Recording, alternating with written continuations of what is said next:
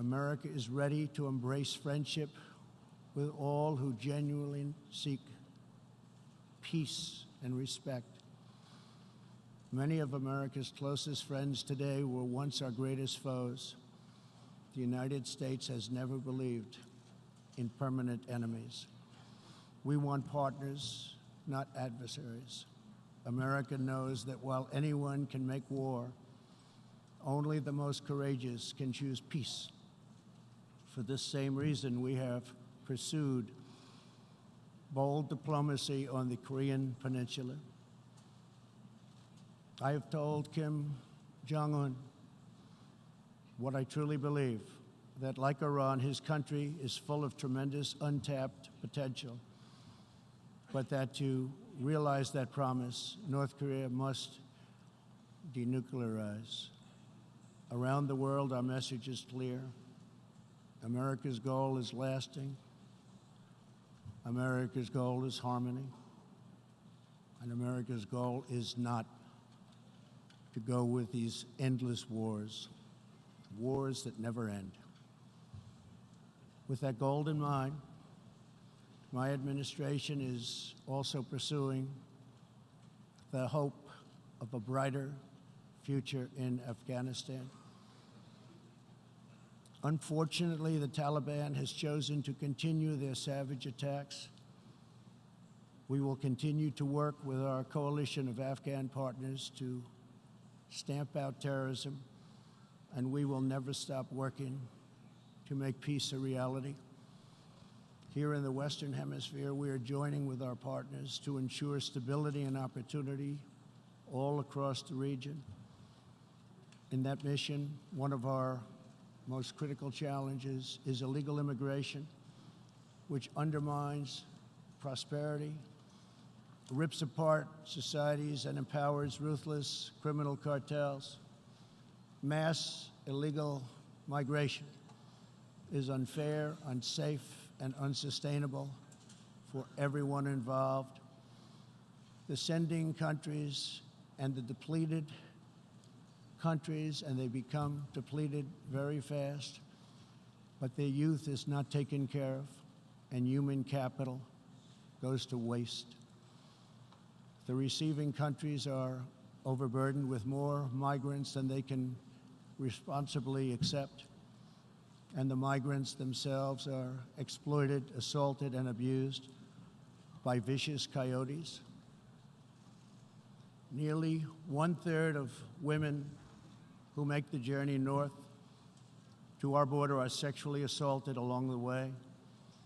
Yet here in the United States and around the world, there is a growing cottage industry of radical activists and non-governmental organizations that promote human smuggling. These groups encourage illegal migration and demand erasure of national borders.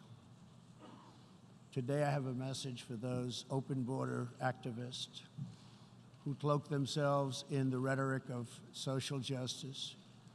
Your policies are not just. Your policies are cruel and evil.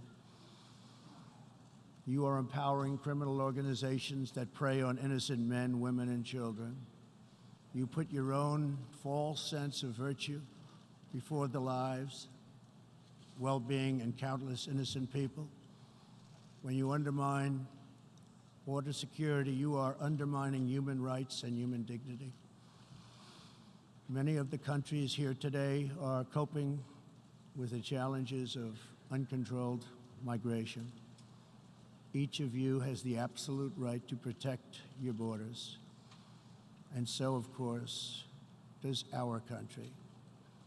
Today, we must resolve to work together to end human smuggling, end human trafficking, and put these criminal networks out of business for good. To our country, I can tell you sincerely, we are working closely with our friends in the region, including Mexico, Canada, Guatemala, Honduras, El Salvador, and Panama, to uphold the integrity of borders and ensure safety and prosperity for our people. I would like to thank President Lopez Obrador of Mexico for the great cooperation we are receiving and for right now putting 27,000 troops on our southern border. Mexico is showing us great respect, and I respect them in return. The U.S., we have taken very unprecedented action to stop the flow of illegal immigration. To anyone conducting crossings of our border illegally, please hear these words. Do not pay the smugglers. Do not pay the coyotes. Do not put yourself in danger. Do not put your children in danger, because if you make it here, you will not be allowed in. You will be promptly returned home. You will not be released into our country as long as I am President of the United States. We will enforce our laws and protect our borders. For all of the countries of the Western Hemisphere, our goal is to help people invest in the bright futures of their own nation. Our region is full of such incredible promise, dreams waiting to be built, and national destinies for all. And they are waiting also to be pursued. Throughout the hemisphere, there are millions of hardworking, patriotic young people eager to build, innovate, and achieve. But these nations cannot reach their potential if a generation of youth abandon their homes in search of a life elsewhere. We want every nation in our region to flourish and its people to thrive in freedom and peace. In that mission, we are also committed to supporting those people in the Western Hemisphere who live under brutal oppression, such as those in Cuba, Nicaragua, and Venezuela. According to a recent report from the UN Human Rights Council, women in Venezuela stand in line for 10 hours a day waiting for food. Over 15,000 people have been detained as political prisoners. Modern-day death squads are carrying out thousands of extrajudicial killings. The dictator Maduro is a Cuban puppet protected by Cuban bodyguards, hiding from his own people, while Cuba plunders Venezuela's oil wealth to sustain its own corrupt communist rule. Since I last spoke in this hall, the United States and our partners have built a historic coalition of 55 countries that recognize the legitimate government of Venezuela. To the Venezuelans trapped in this nightmare, please know that all of America is united behind you. The United States has vast quantities of humanitarian aid ready and waiting to be delivered. We're watching the Venezuela situation very closely.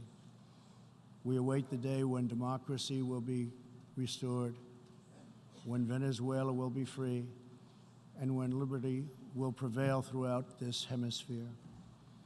One of the most serious challenges our countries face is the specter of socialism. It's the wrecker of nations and destroyer of societies. Events in Venezuela remind us all that socialism and communism are not about justice. They are not about equality. They are not about lifting up the poor. And they are certainly not about good of the nation. Socialism and communism are about one thing only: power for the ruling class. Today I repeat a message for the world that I have delivered at home. America will never be a socialist country. In the last century, socialism and communism killed 100 million people. Sadly, as we see in Venezuela, the death toll continues in this country. These totalitarian ideologies combined with modern technology have the power to excise new and disturbing forms of suppression and domination. For this reason, the United States is taking steps to better screen foreign technology and investments and to protect our data and our security. We urge every nation present to do the same. Freedom and democracy must be constantly guarded and protected, both abroad and from within. We must always be skeptical of those who want conformity and control. Even in free nations, we see alarming signs and new challenges to liberty. A small number of social media platforms are acquiring immense power over what we can see and over what we are allowed to say. A permanent political class is openly disdainful, dismissive, and defiant of the will of the people. A faceless bureaucracy operates in secret and weakens democratic rule. Media and academic institutions push flat-out assaults on our histories, traditions, and values. In the United States, my administration has made clear to social media companies that we will uphold the right of free speech. A free society cannot allow social media giants to silence the voices of the people, and a free people must never, ever be enlisted in the cause of silencing, coercing, canceling, or blacklisting their own neighbors. As we defend American values, we affirm the right of all people to live in dignity. For this reason, my administration is working with other nations to stop criminalizing of homosexuality, and we stand in solidarity with LGBTQ people who live in countries that punish, jail, or execute individuals based upon sexual orientation. We are also championing the role of women in our societies. Nations that empower women are much wealthier, safer, and much more politically stable. It is therefore vital not only to a nation's prosperity, but also is vital to its national security to pursue women's economic development. Guided by these principles, my administration launched the Women's Global Development and Prosperity Initiatives. The WGDP is the first ever government-wide approach to women's economic empowerment, working to ensure that women all over the planet have the legal right to own and inherit property, work in the same industries as men, travel freely, and access credit and institutions. Yesterday, I was also pleased to host leaders for a discussion about an ironclad American commitment protecting religious leaders and also protecting religious freedom. This fundamental right is under growing threat around the world. Hard to believe, but 80% of the world's population lives in countries where religious liberty is in significant danger or even completely outlawed. Americans will never fire or tire in our effort to defend and promote freedom of worship and religion. We want and support religious liberty for all. Americans will also never tire of defending innocent life. We are aware that many United Nations projects have attempted to assert a global right to taxpayer-funded abortion on demand, right up until the moment of delivery. Global bureaucrats have absolutely no business attacking the sovereignty of nations that wish to protect innocent life.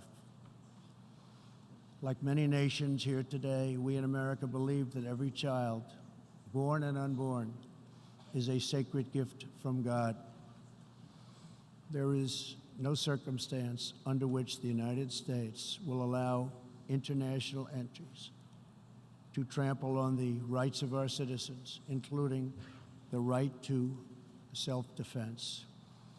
That is why this year I announced that we will never ratify the UN Arms Trade Treaty, which would threaten the liberties of law-abiding American citizens.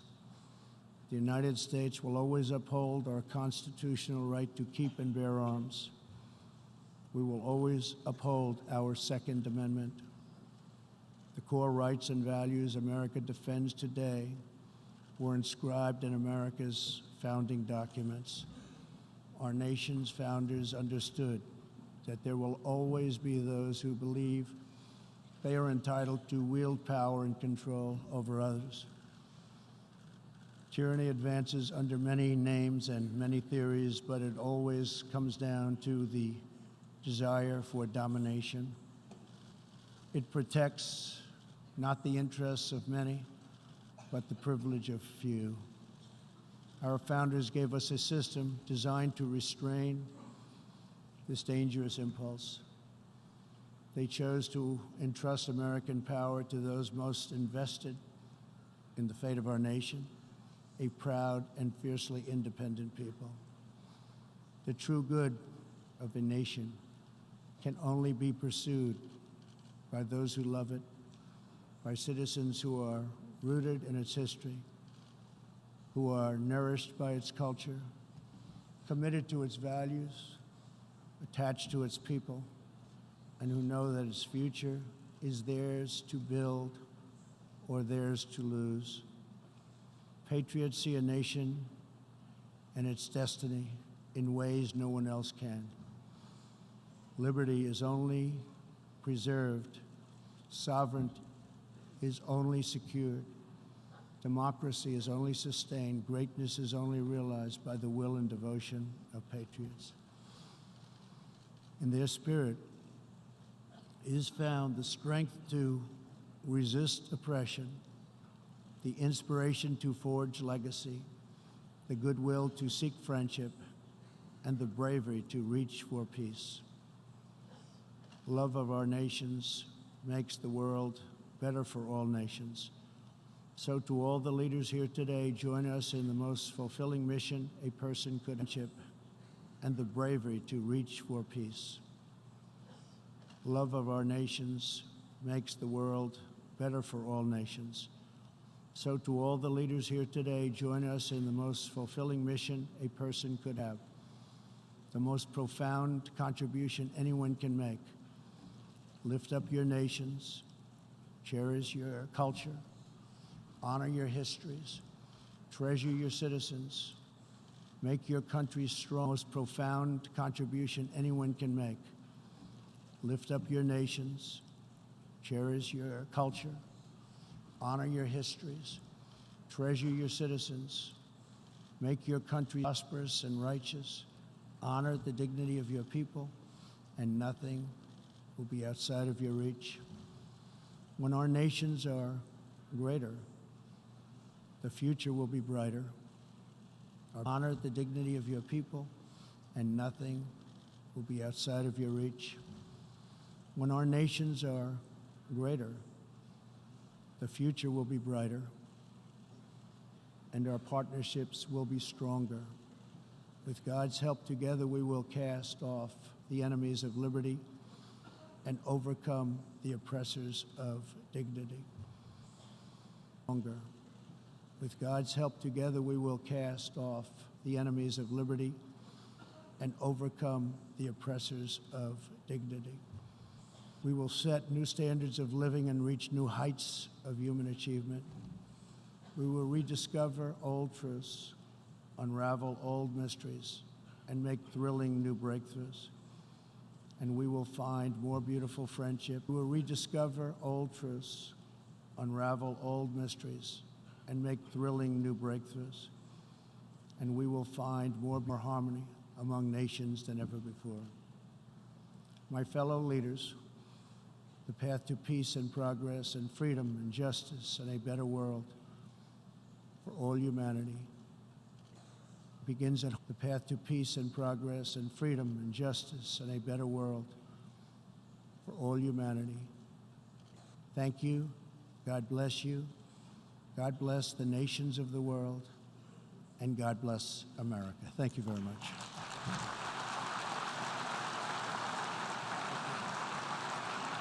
At home. Thank you. God bless you. God bless the nations of the world. And God bless America. Thank you very much.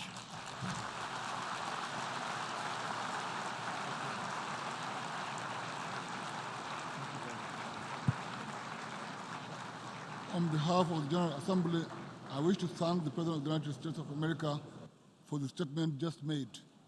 May I request the representative to remain seated while...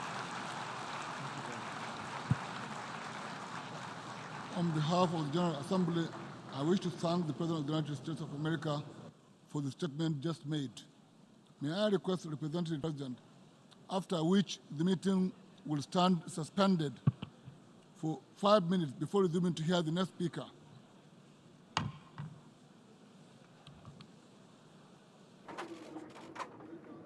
The meeting will stand suspended for 5 minutes before resuming to hear the next speaker.